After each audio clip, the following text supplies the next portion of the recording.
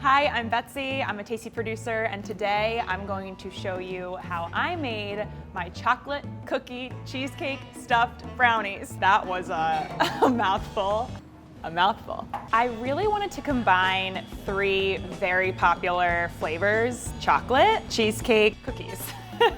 So I thought, why not throw all three of those things into a single recipe together? And surprisingly, or not surprisingly, it worked really well. Really well. So these brownies are definitely on the sweeter side. There's a lot of sugar in there, and it's perfectly fine if you want to kind of cut back on the sweetness and scale those sugar amounts back. You want to make sure that you're sifting your dry ingredients together. I know sometimes some people think, oh, it's an extra step, but I'm telling you, it's going to be worth it. Sifting really adds the benefit of ensuring that your ingredients are really well mixed and you're going to get a really nice, smooth batter at the end.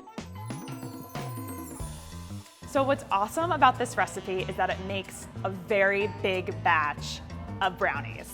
So it's perfect for parties or if you're going to go spend some time with family and friends.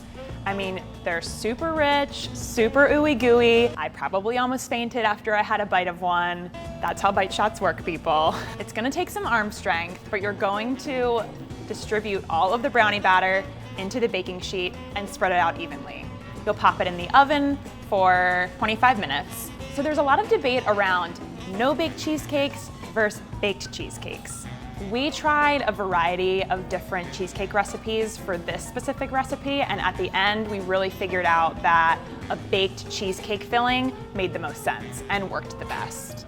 After 25 minutes, you'll take the brownies out of the oven and use a 1/4 cup measuring cup to create indentations in the brownies. You'll essentially be creating 24 little holes.